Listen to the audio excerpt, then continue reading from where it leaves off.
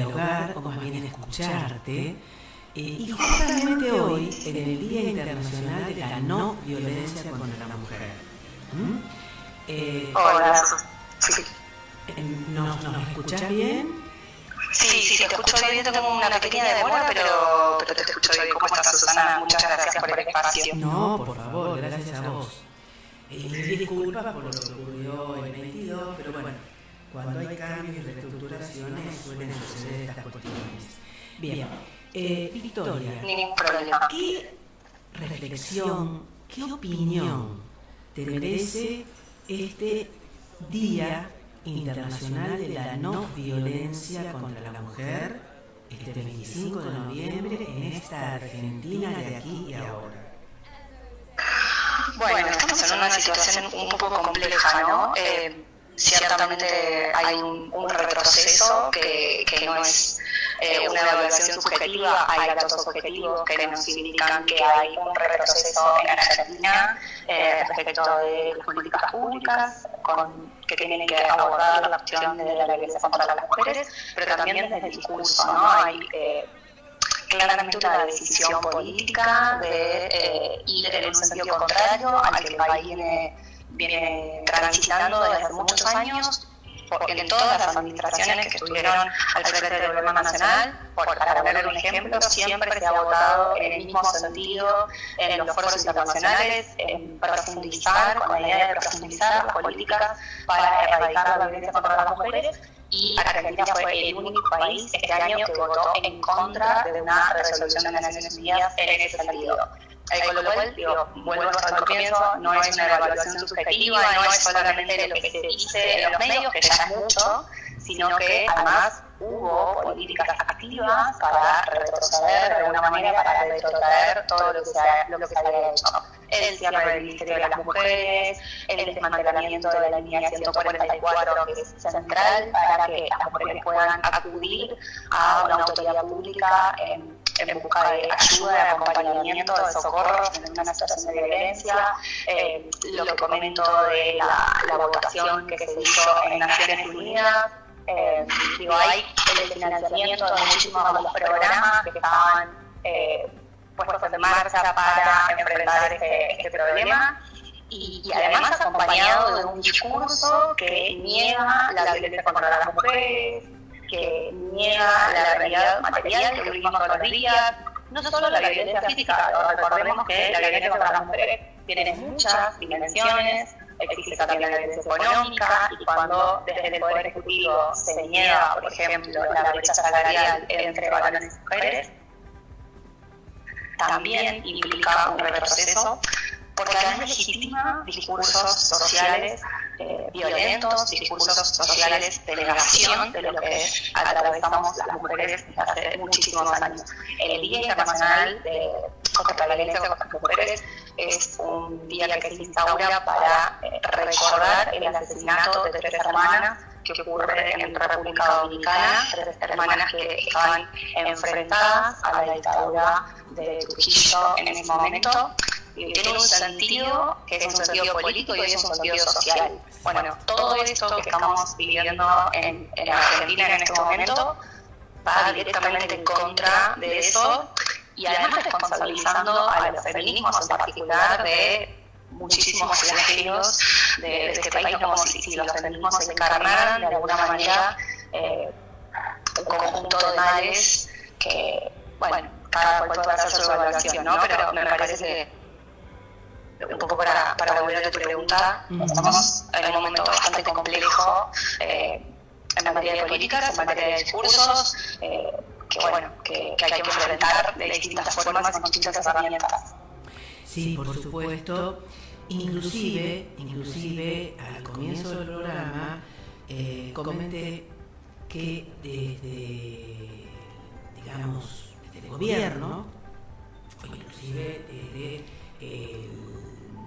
Adorni y demás, no hubo ningún tipo de mensaje respecto de este día.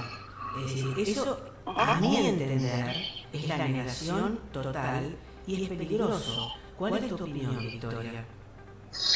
Me parece que es muy coherente con lo que viene vienen sosteniendo, digamos, hay una necesidad de buscar, no sé si la palabra es responsable, hay una necesidad de buscar enemigos, ¿no? Aparece, bueno, la casta, los trabajadores y las trabajadoras organizadas, los feminismos, el ataque que vivió el Ministerio de Mujeres fue sistemático en redes, fue sistemático en el discurso público, se ha encarnado en distintos actores sociales un enemigo al que atacar porque provoca, acrecienta el acervo de ellos políticamente, ¿no? El acervo de acumular políticamente a partir de poner sobre un grupo determinado de determinadas características y responsabilizarlos de determinados males. Bueno, en ese discurso es coherente que no haya una publicación sobre el Día de la No Violencia. No es coherente y va en contra de los acuerdos y de las obligaciones que tiene el Estado argentino, porque el Estado argentino no es el gobierno. Y de ahí hay un problema que me parece que es un problema que no es únicamente de esta administración, pero sí en este punto esta administración lo ha profundizado, que es asimilar el Estado al gobierno o a la administración de turno. Bueno, no, el Estado es mucho más que quien está al frente del Poder Ejecutivo. Y el Estado argentino suscribió sistemáticamente muchísimos acuerdos, muchísimas obligaciones internacionales que justamente lo obligan a llevar adelante determinadas políticas. Esto excede la ideología que tenga la persona que está a cargo del Ejecutivo. Entonces, desde ese punto de vista, si bien políticamente es coherente, va en contra de las propias obligaciones que tiene el Estado. Hace poco, cuando en la gestión anterior, el Estado argentino le había solicitado a la Corte Interamericana que se expidiera sobre el derecho humano al cuidado.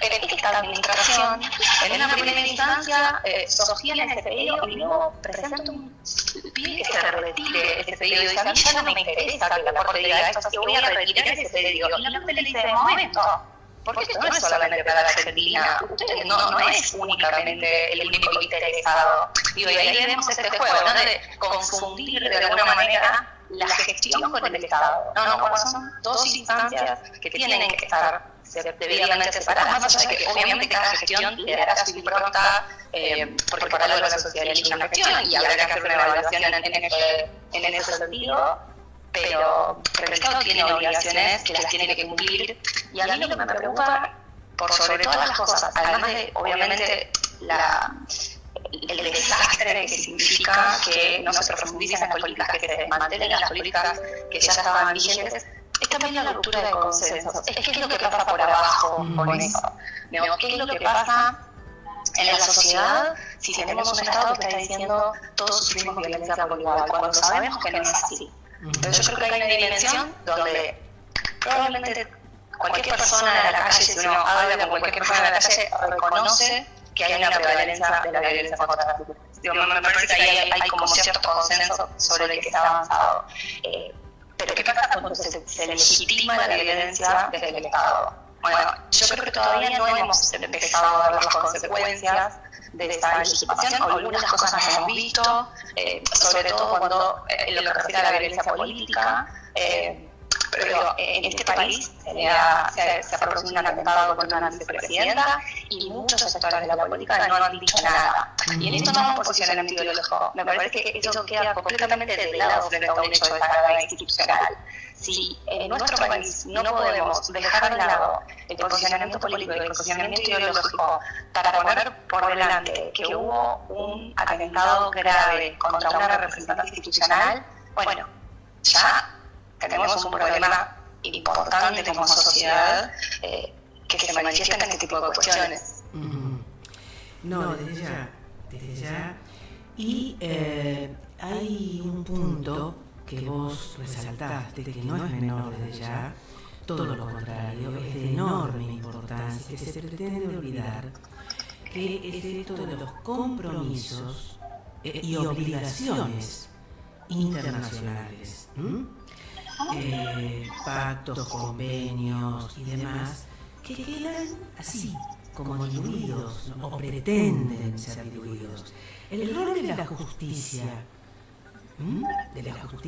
¿cuál es tu consideración respecto de los temas de violencia contra las mujeres en su amplio espectro, no solamente, como bien lo puntualizaste, física, simbólica, económica, etcétera, etcétera, psicológica desde ya? Creo que se ha avanzado mucho.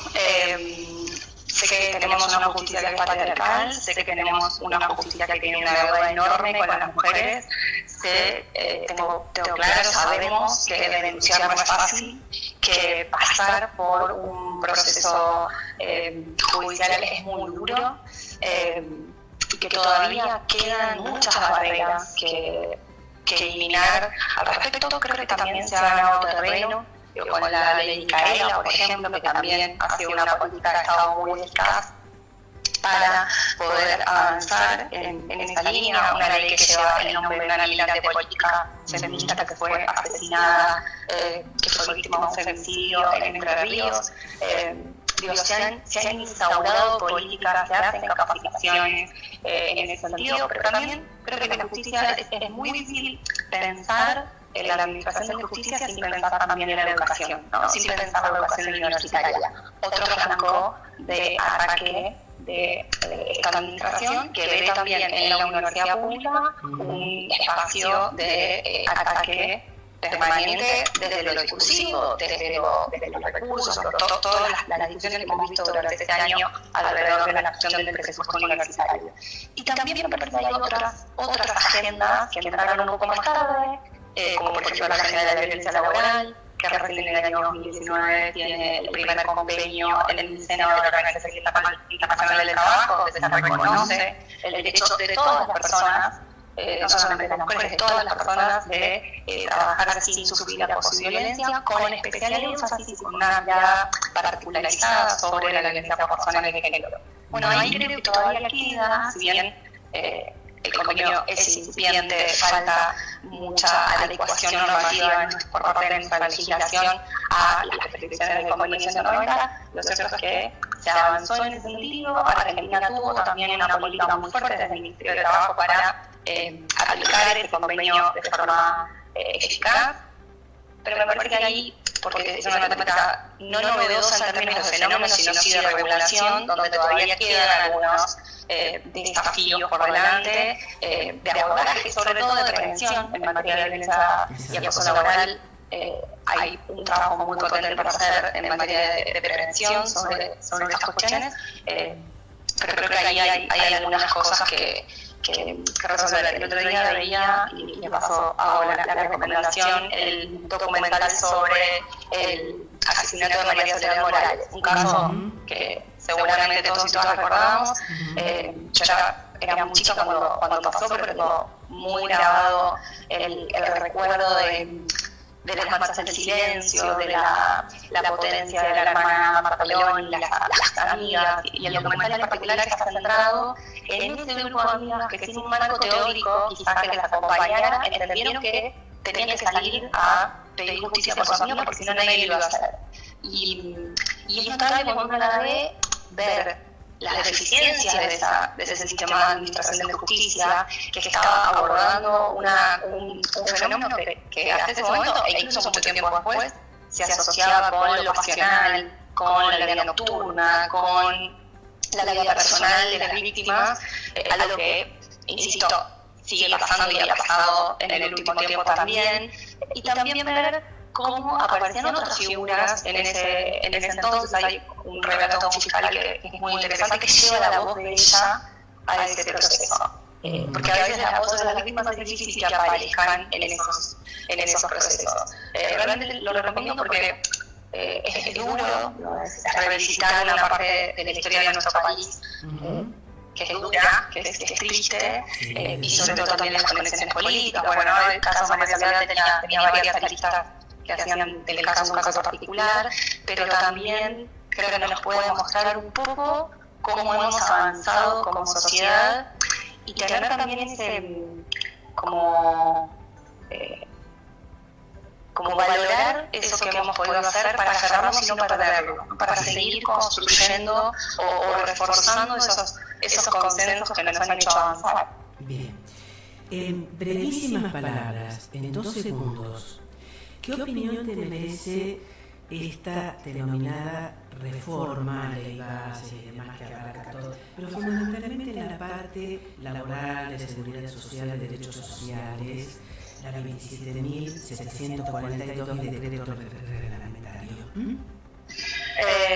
Es un retroceso. Creo que hay una idea muy clara detrás de deslaboralizar las relaciones de trabajo, que detrás de esta idea de la libertad básicamente lo que se pone es otorgarle a los empleadores la posibilidad de contratar con muchísima facilidad y despedir con muchísima facilidad también. Me preocupa particularmente las consecuencias que puede tener las modificaciones en torno al periodo discriminatorio, que tienen un impacto particular en materia de ejercicios de derechos sindicales, pero también puede tener un impacto diferenciado para la escuela, para el colectivo LGBT también. Y me parece que también hay algo para discutir por parte de quienes creemos que esta reforma es regresiva en cuanto a qué reforma nosotros sí queremos.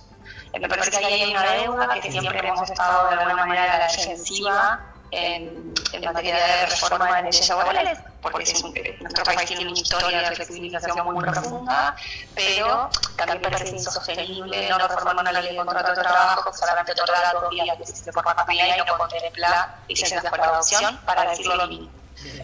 Con lo cual digo, creo que ahí también tenemos un desafío por delante. Muy bien. Muchísimas gracias, Victoria, y si vos estás de acuerdo, en otra oportunidad nos encontraremos y podremos discutir y debatir sobre estos temas. Muchas gracias. Por supuesto. Muchas gracias, Susana, por la invitación y un saludo a todas las personas que están escuchando y que están en el CESA también. Bien, gracias. Brevísima pausa y continuamos en este Abrir los Ojos del 25 de noviembre del 2024.